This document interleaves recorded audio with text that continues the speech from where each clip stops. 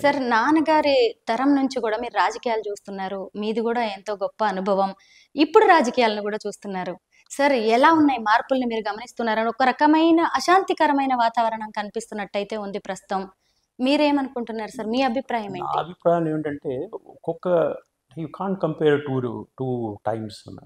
ఒక్కొక్క సమయానికి ఒక్కొక్క విశిష్టత ఉంటుంది. మనం ఇది కరెక్ట్ అని అది కరెక్ట్ అని మనం జడ్జ్మెంటల్గా ఉండడం కష్టం. ఒక్కొక్క సమయానికి అనుకూలంగా ఏం చేయాలో అదే చేయాలి. ఇప్పుడు పివి గారు చిన్నప్పుడు అంతా అంటే ఆయన చీఫ్ మినిస్టర్గా ఉన్నప్పుడు సోషలిస్ట్. ఆయన 91కి వచ్చే వరకు ఆయన క్యాపిటలిస్ట్గా కొన్ని తీసుకురావడం జరిగింది. ఇప్పుడు ఎకనామిక్ రిఫార్మ్స్ అనేది క్యాపిటలిస్ట్ పాలసీ. అట్లా అవసరానికి తగ్గట్టుగా ప్రజల అభిష్టానికి తగ్గట్టుగా వాళ్ళ అవసరాలని పూర్తి చేయడానికి ఆలోచనలో మరి చేంజ్ విత్ కంటిన్యూటీ అంటారు దీన్ని.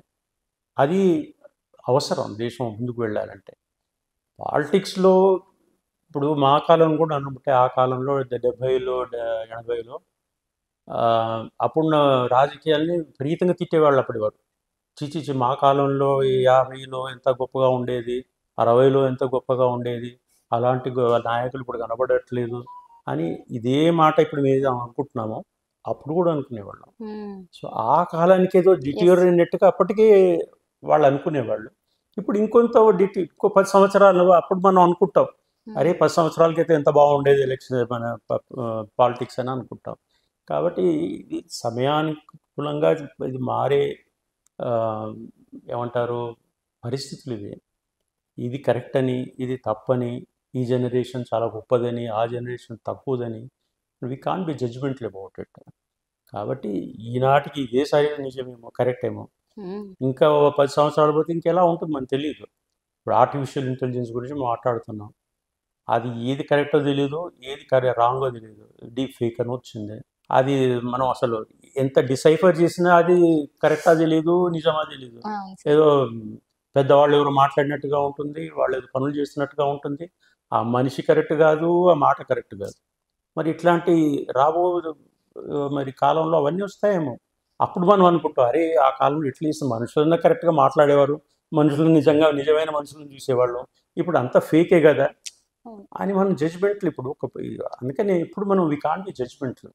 Generation to generation goes on changing. ఒక్కొక్క టైమ్స్లో ఒక్కొక్క రిక్వైర్మెంట్ ఉంటుంది, ఒక్కొక్క ఆలోచన పద్ధతి ఉంటుంది. ఇప్పుడు 30 సంవత్సరాల క్రితం 40 సంవత్సరాల క్రితం మహిళలు బయటకు వచ్చి ఇలా యాంకరింగ్ చేసేవారు కాదు. ఇప్పుడు ఇప్పుడు మారిపోయింది. మరి ఇది కరెక్ట్ అంటారా, అది కరెక్ట్ అంటారా? ఇట్లా మనం we can't be judgemental about it. అందుకే సమయానుకూలంగా మనము మారాలి, ఆలోచనలు మారాలి. ఇది కరెక్ట్ అది కరెక్ట్ కాదని మనం చెప్పడం చాలా కష్టం. సార్ నాన్నగారి జీవితంలో ఎక్కువగా దేశం, దేశ సేవ, కాంగ్రెస్ పార్టీ సేవ ఇవే సరిపోయాయి కదా. మరి తండ్రి పాత్రకి న్యాయం చేయడానికి ఆయనకి టైం దొరికిందా సార్? మీతో ఎలా ఉండేవారు, ఎంత టైం ఇచ్చేవారు మీ కుటుంబంతో? అదే చాలా మంది ప్రశ్న అడిగారు, చాలా మంచి ప్రశ్న కూడా. మేము చిన్నగా ఉన్నప్పుడు అంటే 5-6 సంవత్సరాలు ఉన్నప్పుడు మాకు మాట, అప్పటికే ఆయన ఎమ్మెల్యే. నేను 54 నేను పుట్టాను, ఆయన 57 ఎమ్మెల్యే. అంతకుముందు కూడా యాంటీ నిజాం మూమెంట్లో చాలా పెద్ద పాత్ర వహించారు. అంటే మా అమ్మ, మా చిన్నాయనలు, చిన్నమ్మలు వాళ్ళంతా ఏం చెప్పేవాళ్ళు అంటే, నాన్నగారు పెద్ద గొప్ప పని చేస్తున్నారు, ఏదో దేశానికి చాలా ఇంపార్టెంట్ అయిన పని చేస్తున్నారు, ఆయన ఎప్పుడు మీరు డిస్టర్బ్ చేయకూడదు. అంటే అట్లా మేము పెరిగాం, ఆ పరిస్థితులు పెరిగాము. ఆయన ఏదో పెద్ద పని చేస్తున్నారు, ఇంపార్టెంట్ పని చేస్తున్నారు, ఆయన మనం ఎప్పుడు డిస్టర్బ్ చేయకూడదు. కానీ మా అవసరాలకి మాకేమైనా అవసరం ఉంటే చిన్న అవసరాలే ఉంటాయి కదండి, పిల్లలకే ఉంటాయి.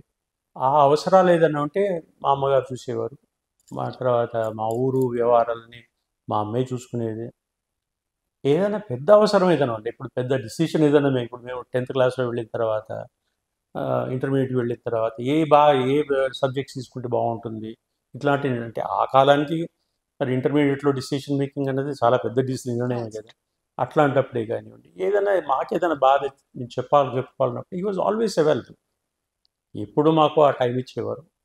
అది 10 నిమిషాలే కానివ్వండి, 5 నిమిషాలు క్వాలిటీ టైం అంటారు చూడండి. ఊరికే కూర్చొని కబుర్లు చెప్పుకోవడం ఎప్పుడు లేదు. ఏదో గంటలు 3 గంటలు 2 గంటలు ఇప్పుడు మనం చూస్తుంటాం కదా హస్కు, అలానే లేదు.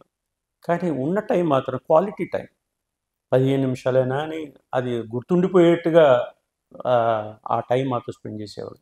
కాబట్టి వీ నెవర్ ఫెల్ట్ ఆయన ఢిల్లీలో ఉన్నా, ఇంకెక్కడ ఏ విదేశాల్లో ఉన్నా, అవసరం ఉన్నప్పుడు ఈ was always available on phone. కాబట్టి మాకేం పెద్దగా, అంటే మాకు వీఆర్ ఆల్సో మెంటలీ ట్యూన్డ్. ఇప్పుడు అందరిళ్లలో ఉన్నట్టుగా ఈ ఇల్లు ఉండదు, మా పరిస్థితులు వేరు అనే సంగతి చిన్నప్పుడు నుండి మాకు చెప్పారు కాబట్టి మేము వీఆర్ ట్యూన్ టు దాట్. కాబట్టి మాకేం ఇబ్బంది అనిపించలేదు.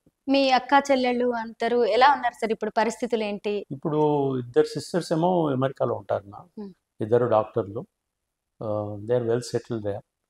అలాగే మా పెద్ద అక్కయ్య ఇక్కడే హైదరాబాద్లోనే ఉంటుంది, వాళ్ళు కూడా వెల్ సెటిల్డ్. అలాగే మా రెండవ అక్కయ్య గారు, మూడో అక్కయ్య గారు వాణి గారు ఎమ్మెల్సీగా ఉన్నారు బీఆర్ఎస్ నుండి. మా ఇంకొక సిస్టర్ జయారి ఇక్కడే ఉంటుంది హైదరాబాద్లోనే. ఆవిడ కొంచెం ఆరోగ్యపరంగా కొంచెం సెట్ బ్యాక్ వచ్చింది, but she's okay now. We're also well settled. ఆవిడ హస్బెండ్ డైరెక్టర్ జనరల్గా ఉండేవారు. So they are also well settled.